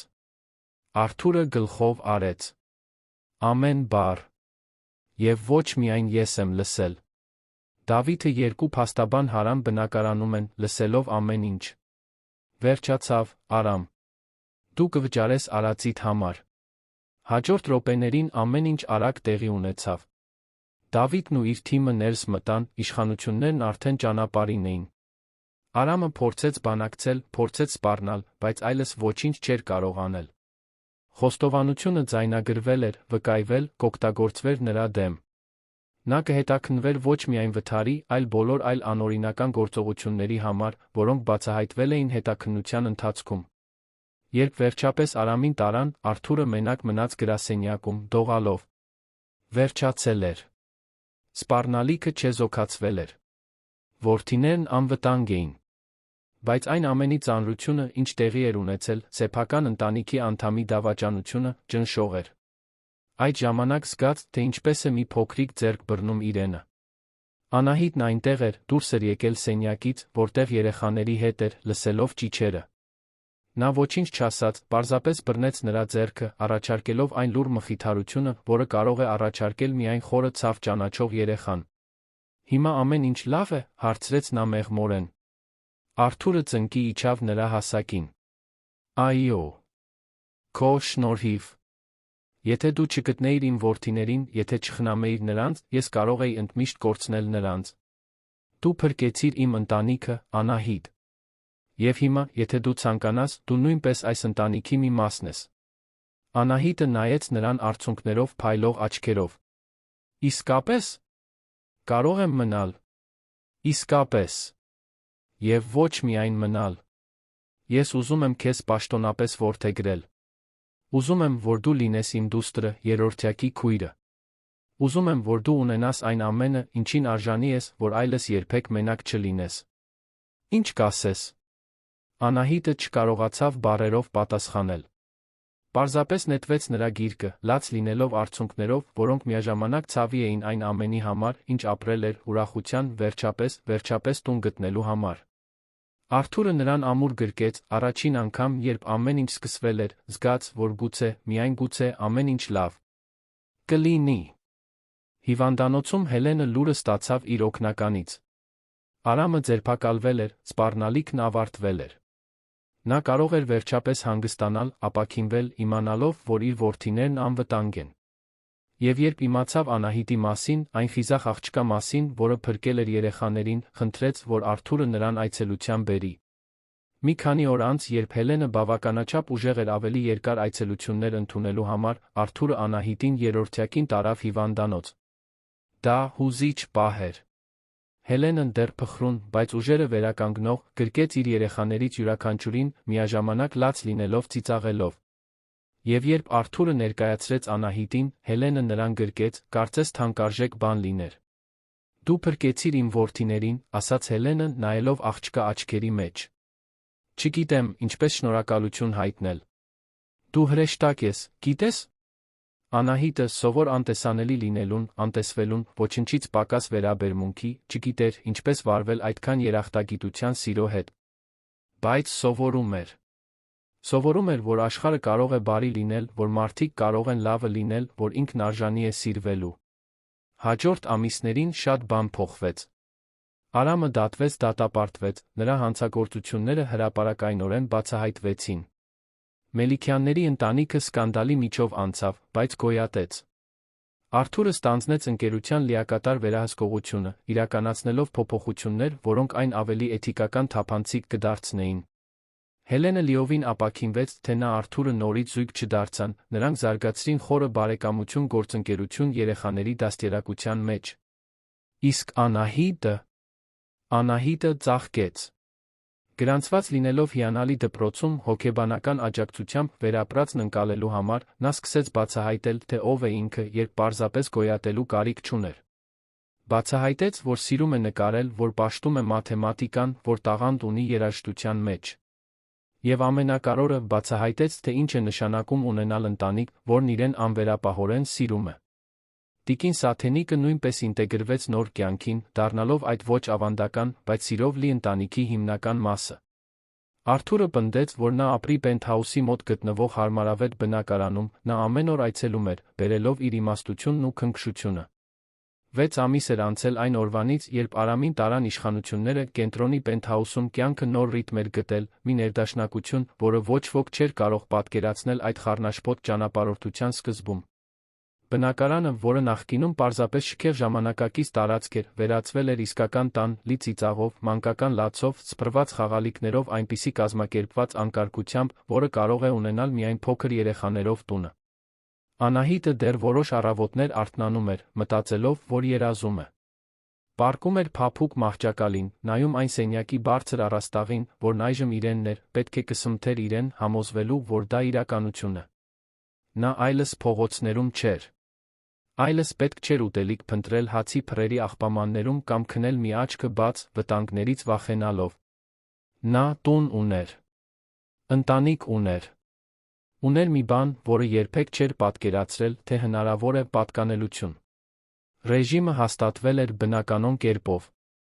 Ամեն առավոտ Անահիտը վաղ էր արթնանում, ոչ թե որովհետև պետք էր, այլ որովհետև ուզում էր։ Լվանում էր ատամները լոգարանում, որը նարդոսի օճառի բույր ուներ, հագնում այն բազմաթիվ հագուստներից մեկը, որոնք Արթուրը գնել էր նրա համար, ուղիղ գնում երրորդյակի սենյակ։ Երեխաները, այժմ 7 ամսական, գնալով ավելի ակտիվ էին դառնում։ Գաբրիելն ամենահետաքրքրասերն էր, միշտ փորձում էր հասնել այն ամենին, ինչ տեսնում էր։ Ռաֆայելն ամենահանգիստն էր, դիտորդ, հեշտ ժպիտով, որը հալեցնում էր ցանկացած սիրտ։ Իսկ Միքայելը լացկանն էր, բայց նա ամենաքնքուշը, միշտ գիրք ջերմություն փնտրող։ Անահիտը դարձել էր երեխաների ռեժիմի էական մասը։ Դայակները, որոնց Արթուրը սկզբում վարձել էր, դեռ այնտեղ էին, բայց այժմ ավելի շատ աշխատում էին որպես օգնականներ, որովհետև Անահիտը ստանձնել էր մի դեր, որը ոչ ոք չէր կարող լրացնել։ Նա ավագ քույրն էր։ Նա, ով հանգստացնում էր, երբ լաց էին լինում, նա, ով խաղեր էր հորինում, նա, ով երգում էր իր իսկ ստեղծած երգերը, խառնելով ռադիոյով լսած մեղեդիները սրտից բխող բառերի հետ։ Այդ առանձնահատուկ առավոտյան, հոկտեմբերի արոտ երեքշաբթի օրը, օդում ինչ-որ յուրահատուկ բան կար։ Դա այն օրն էր, երբ որդեգրման գործընթացը պետք է ավարտվեր։ Ամիսներ տաց գնահատումներից, հոգեբանների, սոցիալական աշխատողների հետ հարցազրույցներից, նախապատմության ստուգումներից երեխա որդեգրելու հետ կապված ողջ բյուրոկրատիայից հետո, վերջապես հասել էր այն օրը, երբ Անահիտը կդադար էր լինել պարզապես խնամքի տակ գտնվող աղջիկ, պաշտոնապես կդառնար Անահիտ Մելիքյան, Արթուրի դուստրը։ Նա հուզված էր։ Արթուրը ամեն ինչ բացատրել էր, ասել էր, որ դա պարզապես ձականություն է, որ սրտում նա արդեն ընտանիքի մի մասն է։ Բայց Անահիտի համար դա շատ ավելին էր նշանակում։ Նշանակում էր, որ այլս երբեք չի լքվի։ Նշանակում էր, որ ազգանուն ունի, ինքնություն, մի տեղ աշխարհում, որտեղ ոչ ոք չի կարող ասել, որ նա չի պատկանում։ Սիրելիս, կանչեց տիկին Սաթենիկը, մտնելով սենյակ։ Պատրաստ ես։ Քիչ հետո պետք է դուրս գանք։ Տարեց կինը դարձել էր բոլորի կյանքի մշտական ներկայությունը։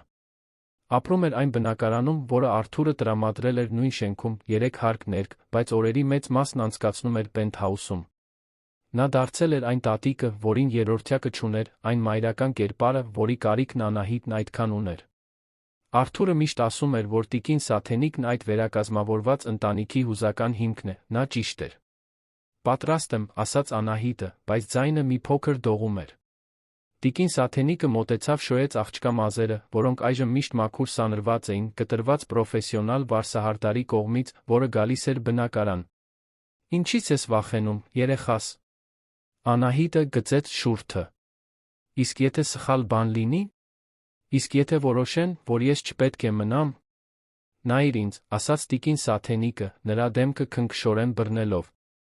Ոչ մի սխալ բան չի լինի։ Արթուրը քեզ սիրում է։ Դու փրկեցիր նրա որդիներին, դրանից ավելին, դու գրավեցիր նրա սիրտը։ Նա պայքարեց քեզ համար, սարեր շարժեց, որպեսզի այս որդեգրումը տեղի ունենա։ Դու հիմա նրանն ես, ինչպես նա քոնը։ Հասկացար։ Անահիտը գլխով արեց, զգալով, թե ինչպես են արցունքները հավաքվում։ Դեռ դժվար էր հավատալ, որ արժանի է այդքան սիրո։ Բայց սովորում էր։ Ամեն օր, Արթուրի յուրաքանչյուր գրկախառնությամբ, երեխաների յուրաքանչյուր ծիծաղով, տիկին Սաթենիկի յուրաքանչյուր բարի խոսքով, սովորում էր, որ գուցե, միայն գուցե, ինքն իսկապես արժանի է դրան։ Դատարանն այդ առավոտ լիքն էր, տարբեր ընտանիքներ սպասում էին տարբեր գործընթացների։ Բայց երբ հասավ իրենց հերթը, երբ մտան սենյակ, տեսան դատավորին, միջին տարիքի մի կնոջ, բարի աչքերով ջերմ ժպիտով, Անահիտը զգաց, թե ինչպես է իր ներսում ինչ-որ բան հանգստանում։ Նիստը արագ, բայց հուզիչ էր։ Դատավորը հարցրեց Անահիտին, թե արդյոք նա ուզում է որդեգրվել Արթուրի կողմից, արդյոք իրեն անվտանգ է զգում նրա հետ, արդյոք դա է այն, ինչ իր սիրտը ցանկանում է։ Եվ Անահիտը, դեռ փոքր, բայց հաստատուն ձայնով, պատասխանեց, որ այո։ Որ այո, նա ուզում է։ Որ այո, նա իրեն անվտանգ է զգում։ Որ այո, դա այն ամենն է, ինչ իր սիրտը ամենաշատն է ցանկանում։ Արթուրը պետք է պատասխաներ իր սեփական հարցերին, հաստատեր իր պարտավորությունը, իրեն խնամելու ունակությունը, սեր կառուցվածք առաջարկելու կարողությունը։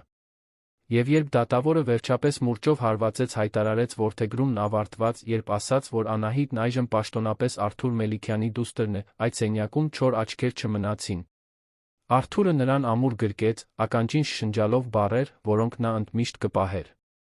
Բարի գալուստ ընտանիք, դուստրս։ Ընդմիշտ։ Հելենը նույնպես այնտեղ էր։ Նա լիովին ապաքինվել էր, թե նա Արթուրն այլս ամուսնացած չէին, նրանք պահպանում էին խորը հարգանքի գործընկերության հարաբերություններ երեխաների դաստիարակության մեջ։ Նա գրկեց Անահիտին Արթուրից հետո, շշնջաց իր սեփական շնորհակալությունը, իր սեփական օրհնանքները։ Անահիտը ոչ միայն հայր էր ձեռք բերել, այլ մի ամբողջ ընտանիք, որն իրեն գրկաբաց ընդունում էր։ Տիկին Սաթենիկը բացահայտ լաց էր լինում, չանհանգստանալով կնճռոտ դեմքով հոսող արցունքների համար։ Դավիթը, քննիչը, որը դարձել էր ընտանիքի բարեկամը, այնտեղ էր, ողջունեց Անահիտին հարգալից ձեռքսեղմումով, կարծես նա հերոսուհի լիներ, ինչը իրականում այդպես էլ կար։ Տոնակատարությունը Պենթհաուսում էր, բայց ոչ միայն որդեգրման համար։ Դա նախապատրաստություն էր մի բանի, որը պետք է տեղի ունենար մի քանի օրից, երրորդյակի առաջին տարեդարձը։ Արթուրը մեծ խնջույք էր պլանավորել, թեմատիկ զարդարանքներով, 3 հարկանի տորթով, շատ հյուրերով։ Բայց դրանից առաջ նա ավելի մտերմիկ բան էր ուզում, միայն ընտանիքի համար, տոնելու այն ամենը, ինչը միասին հաղթահարել էին։ Հաջորդ օրերին Պենթհաուսը վերածվեց նախապատրաստական աշխատանքների թատերաբեմի։ Փուչիկներ էին փչվում, դեկորատորները թեմատիկ պանելներ էին տեղադրում, խոհարարները ուտեստներ էին փորձարկում։ Անահիտը ամեն ինչ դիտում էր լայն բացված աչքերով։ Երբեք ծննդյան խնջույքի չէր եղել, էլ ուր մնաց այսքան մեծ։ Արթուրը նկատեց նրա հիացմունքը, ծնկի իջավ նրա կողքին։ Գիտես, ասաց նա, այս խնջույքը նույնքան քոնն է, որքան նրանցը։ Դու նույնպես արժանի ես տոնելու։ Տոնելու, որ գոյատեցիր, որ խիզախ էիր, որ ընտանիք գտար։ Անահիտը նայեց նրան։ Կարող եմ ինչ-որ մեկին հրավիրել։ Ում ուզում ես, դուստրս։ Նա մտածեց փողոցի մարդկանց, մյուս փողոցային վաճառողների, այն երեխաների մասին, որոնց ճանաչում էր, որոնք դեռ ապրում էին այն կյանքով, որը նա թողել էր։ Ուզում էր ինչ-որ բան անել նրանց համար։ Ուզում էր, որ նրանք իմանային, որ հույս կա, որ կյանքը կարող է փոխվել։ Արթուրը, հասկանալով, թե նա ինչ է մտածում, ժպտաց։ Դու ուզում ես ինչ-որ յուրահատուկ բան անել, այնպես չէ։ Ինչ-որ բան, քեզ նման այլ երեխաներին օգնելու համար։ Անահիտը գլխով արեց, ամաչելով խնդրելուց։ Արթուրը նրան գրկեց։ Ապա եկ անենք։ Եկ ստեղծենք հիմնադրամ, մի կազմակերպություն, որը կօգնի անօթան երեխաներին։ Դու կարող ես օգնել որոշել, թե ինչպես է այն աշխատում, ինչ է առաջարկում։ Եվ խնջույքի ժամանակ մենք կարող ենք դա հայտարարել։ Ինչ կասես։ Անահիտի աչքերը փայլեցին։ Իսկապես։ Իսկապես։ Դու ինձ սովորեցրիր, որ երբեմն ամենամեծ հերոսները գալիս են ամենաանսպասելի վայրերից։ Ես ուզում եմ դա հարգել։ Խնջույքի օրը Պենթհաուսն անճանաչելի էր։ Այն վերածվել էր կախարդական այգու, ամենուր ծաղիկներով, ոչ թե թառամած ծաղիկներով, ինչպիսիք Անահիտը սովոր էր վաճառել, այլ վառ գունագեղ ծաղիկներով, որոնք տարածքը լցնում էին կյանքով, ուրախությամբ։ Կարծես Արթուրն առանց բառերի ասում էր, որ ինչպես այդ ծաղիկները, Անահիտը նույնպես ծաղկել էր, երբ ճիշտ խնամք էր ստացել։ Հյուրերը սկսեցին գալ։ Արթուրի գործընկերները, ընտանիքի բարեկամները, այն մարդկանցից ոմանք, ովքեր օգնել էին երրորդյակի որոնումների ժամանակ։ Բայց Անահիտը պնդել էր հրավիրել նա մի հատուկ խումբ, տեղի մանկատան երեխաներին, իրենց խնամակալների հետ, որպեսզի նրանք կարողանային վայելել ինչ-որ յուրահատուկ բան։ Երբ այդ երեխաները ժամանեցին տեսան խնջույքը, ուտելիքը, խաղալիքները, նրանց աչքերը լուսավորվեցին նույն կերպ, ինչպես Անահիտինը ամիսներ առաջ։ Եվ նա, այժմ մյուս կողմում, այժմ լինելով նա, ով առաջարկում է, այլ ոչ թե նա, ով ստանում է, զգաց, թե ինչպես է իր սիրտը լցվում երախտագիտությամբ։ Երրորդյակը խնջույքի աստղերն էին։ Գաբրիելը, Ռաֆայելը, Միքայելը հագել էին համապատասխան հագուստներ, կապույտ սպիտակ, չնայած շատ փոքր էին հասկանալու համար, թե ինչ է կատարվում, կարծես երջանիկ էին այդքան ուշադրությունից։ Անահիտը նրանց կողքից չէր հեռանում, օգնում էր պահել, երբ մարդիկ ուզում էին լուսանկարվել, համոզվում էր, որ նրանք հարմարավետ են, պաշտպանում էր նրանց, ինչպես միշտ արել էր։ Խնջույքի կեսին Արթուրը բոլորի ուշադրությունը խնդրեց։ Նա հուզիչ ելույթ ունեցավ, շնորհակալություն հայտնելով բոլորին, ովքեր աջակցել էին դժվար պահերին։ Խոսեց կորստի, վախի, իր որդիներին կորցնելու հուսահատության մասին։ Եվ հետո խոսեց տեղի ունեցած հրաշքի մասին։ Իմ որդիներին փրկել է, ասաց նա, ձայնը խեղդվելով, 7-ամյա մի աղջիկ, որը ոչինչ չուներ, բայց ուներ հսկայական սիրտ։ Մի աղջիկ, որը կարող էր անտեսել 3 լքված երեխաների, բայց որն ընտրեց պաշտպանել, խնամել, սիրել։ Անահիտը ոչ միայն իմ որդիների ավագ քույրն է։ Նա իմ հերոսուհին է։ Եվ նա իմ դուստրն է։ Նա դադար տվեց, թույլ տալով, որ բառերը նստեն։ Եվ դրա համար ի պատիվ նրա այն ամենի, ինչ նա ներկայացնում է, այսօր ես հայտարարում եմ Անահիտ հիմնադրամի ստեղծման մասին մի կազմակերպություն, որը կօգնի խոցելի իրավիճակում գտնվող երեխաներին, առաջարկելով կրթություն, առողջապահություն, հնարավորություններ։ Որովհետև եթե 7-ամյա մի աղջիկ կարող է փոխել աշխարհը, պատկերացրեք, թե ինչ կարող ենք անել միասին։ Սրահը պայթեց ծափահարություններից։ Անահիտը, կանգնած Արթուրի կողքին, լաց էր լինում, չամաչելով արցունքներից։ Նայեց հյուրերին, մանկատան երեխաներին, որոնք այժմ աջակցություն կստանային հիմնադրամից, տիկին Սաթենիկին, որը լաց էր լինում հպարտությունից, Հելենին, որը ժպտում էր արցունքոտ աչքերով, զգաց, որ վերջապես հասկանում է ընտանիք բառի իմաստը։ Դա արյան մասին չէր։ Փաստաթղթերի կամ ազգանունների մասին չէր։ Դա սիրո մասին էր։ Մնալու ընտրության մասին, երբ կարող էիր հեռանալ։ Խնամելու մասին, երբ ոչ ոք չէր խնդրում։ Սիրտը բացելու մասին նրա համար, ինչն իսկապես կարևոր էր։ Հաջորդ ամիսները էլ ավելի շատ փոփոխություններ բերեցին։ Երրորդյակը արագ մեծացավ, ինչպես երեխաներն են անում։ Սկսեցին սողալ, հետո ոտքի կանգնել, կահույքից բռնվելով, վերջապես 1.5 տարեկան դառնալուց քիչ առաջ, արեցին իրենց առաջին քայլերը։ Անահիտն այնտեղ էր յուրաքանչյուր կարևոր իրադարձության համար։ Ամեն առաջին անգամ, երբ փորձում էին ոտքի կանգնել, ընկնում էին, ամեն ընկնելու համար, որը լացով էր ավարտվում, ամեն փոքր հաղթանակի համար, որը տոնվում էր, կարծես պատմական իրադարձություն լիներ։ Նա դարձել էր կատարյալ ավագ քույր, համբերատար սիրող, միշտ պատրաստ քաջալերելու, ձեռք մեկնելու, տոնելու։ Դպրոցը նույնպես դարձել էր նրա կյանքի կարևոր մասը։ Սկզբում դժվար էր եղել։ Մյուս աշակերտները ավանդական ընտանիքներից էին, նորմալ պատմություններ ունեին, չէին հասկանում, թե որտեղից է նա գալիս։ Բայց ժամանակի ընթացքում Անահիտը գտավ իր տեղը։ Բացահայտեց, որ խելացի է, որ արագ է սովորում, որ սեփական պատմություններ ունի պատմելու, որոնք նույնքան արժեքավոր են, որքան ցանկացած այլ պատմություն։ Ընկերներ ձեռք բերեց։ Իսկական ընկերներ, որոնք նրան խաղալու էին հրավիրում, որոնք հոգ էին տանում նրա մասին, որոնք նրան չէին տեսնում որպես անօթան աղջիկ, այլ պարզապես որպես Անահիտ։ Եվ ամեն անգամ, երբ գնում էր դպրոց անթերի համազգեստով, լիքը նախաճաշի տուփով ուսապարկով, հիշում էր, թե որտեղից է սկսել, խորը երախտագիտություն էր զգում անցած ճանապարհի համար։ Տիկին Սաթենիկը շարունակում էր մշտական ներկայություն լինել։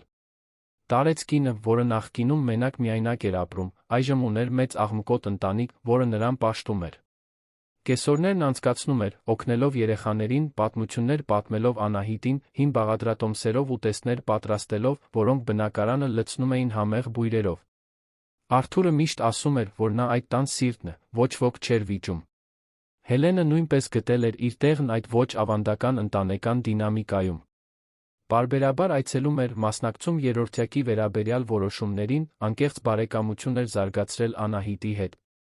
Երբեմն նա Արթուրը երեխաների հետ միասին ընթրում էին, այնտեղ խաղաղություն կար, ոչ թե վիրավորանք կամ դառնություն, այլ պարզապես ընդունում, որ երբեմն սերը փոխակերպվում է, բայց չի անհետանում, պարզապես գոյության նոր ձեր է գտնում։ Արամի գործը դատվել ավարտվել էր։ Նա դատապարտվել էր դավադրության, սպանության փորձի մի շարք այլ ֆինանսական հանցագործությունների համար, որոնք բացահայտվել էին հետաքննության ընթացքում։ Երկարաժամկետ պատիժ ստացավ, ամենակարևորը, կորցրեց ընտանիքի ընկերության հետ բոլոր կապերը։ Նրա պատճառած վերքը երբեմն դեռ ցավում էր, բայց սպիանում էր։ Արթուրը սովորել էր ներել ոչ թե Արամի համար, այլ իր համար, որպեսզի զայրույթը չթունավորի այն երջանիկ պահերը, որոնք այժմ ուներ։ Մի արոտ կիրակի օր, գրեթե 2 տարի անց այն անձրոտ օրվանից հաղթանակի զբոսայգում, Արթուրը պիկնիկ կազմակերպեց Պենթհաուսի այգում։ Դա ընդարձակ տարածք էր, կանաչ խոտով, մի քանի ծառերով, քաղաքի հիասքանչ տեսարանով։ Մեծ սփռոց փռեցին, մրգերով, սենդվիչներով զամբյուղներ դրեցին, թույլ տվեցին, որ երրորդյակը ուսումնասիրի տարածքը։ Գաբրիելը, Ռաֆայելը, Միքայելը, այժմ 1.5 տարեկան, այն փուլում էին, երբ ուզում էին ամենուր քայլել, ամեն ինչին դիպչել, աշխարհը փորձարկել երեխաների բնական հետաքրքրասիրությամբ։ Անահիտը, այժմ 9 տարեկան, նստած էր խոտին, օգնում էր նրանց քայլերն անել։ Բռնում էր Գաբրիելի ձեռքերը, քաջալերելով նրան, մինչ նա անհարմար քայլում էր դեպի Արթուրը։ Երբ հասավ, բոլորը ծափահարեցին, կարծես դա աշխարհի ամենամեծ ձեռքբերումը լիներ։ Քո հերթն է, Ռաֆայել, ասաց Անահիտը, ձեռքերը մեկնելով երկրորդ երրորդյակին։ Ռաֆայելը, միշտ ամենազգույշը, մի փոքր ավելի երկար տեց, բայց համբերությամբ քաջալերմամբ նա նույնպես ավարտեց իր քայլարշավը։ Իսկ Միքայելը, չուզենալով հետ մնալ, գրեթե վազեց, քիչ մնաց ընկներ, բայց կարողացավ ոտքի վրա մնալ, բոլորի հիացմունքին արժանանալով։ Արթուրը դիտում էր տեսարանը կրծքում սեղմոցով։ Հենց այսպիսի պահերն էին, պարզ կատարյալ, որոնք ստիպում էին նրան գիտակցել, թե որքան մոտ է եղել ամեն ինչ կորցնելուն։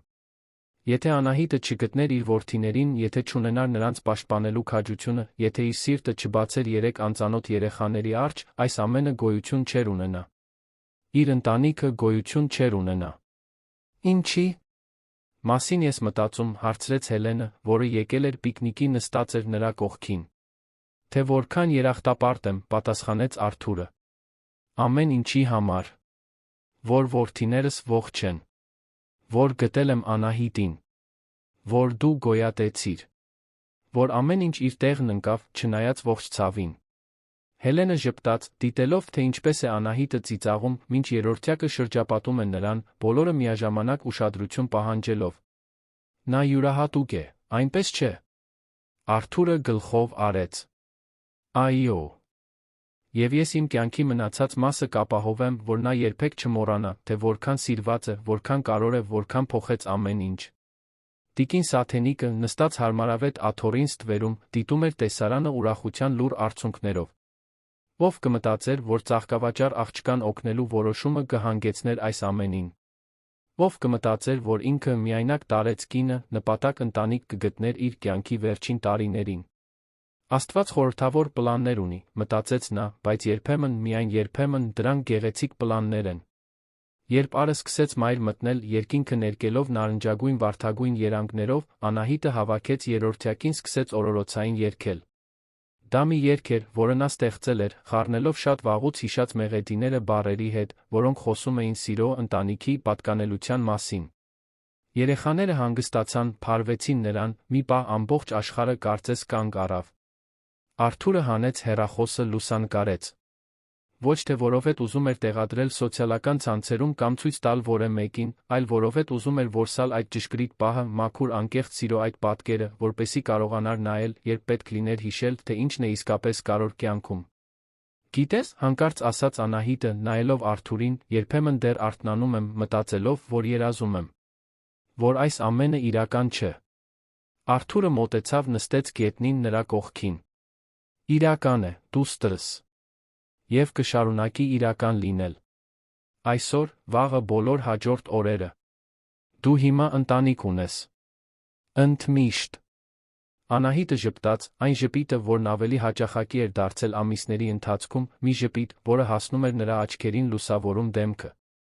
Ընդմիշտ, կրկնեց նա, կարծես փորձարկելով բառերը, զգալով դրանց ծանրությունն ու գեղեցկությունը։ Գիշերն ընկավ երանի վրա, կենտրոնի Պենթհաուսում մի ոչ ավանդական, բայց կատարյալ ամբողջական ընտանիք հավաքվեց։ Ծիծաղ կար, խոսակցություններ, խաղացող երեխաների ձայներ, այս ամենի վրա սեր կար։ Սեր, որը ծնվել էր ամենաանհավանական հանգամանքներում, որը գոյատել էր ամենամեծ փոթորիկները, որն այժմ ծաղկում էր այն տարածքի յուրաքանչյուր անկյունում, որը դադարել էր լինել պարզապես տուն, դարձել էր օջախ։ Անահիտը, աղջիկը, որը մի ժամանակ անտեսանելի էր մայրաքաղաքի փողոցներում, որը թառամած ծաղիկներ էր վաճառում գոյատելու համար, որը ոչինչ չուներ, բացի սեփական քաջությունից, այժմ ամեն ինչ ուներ։ Ուներ եղբայրներ, որոնք նրան պաշտում էին, ուներ հայր, որը նրան պաշտպանում էր, ուներ ընդլայնված ընտանիք, որն իրեն ընդունում էր, ուներ փայլուն ապագա։ Բայց այս ամենից ավելի կարևոր, նա սովորել էր կյանքի ամենահիմնարար ճշմարտությունը, որ ընտանիքը այն մասին չէ, թե որտեղից ես գալիս, այլ այն մասին, թե ով է ընտրում մնալ։ Եվ նա ընտրել էր մնալ։ Եվ նրանք ընտրել էին իրեն։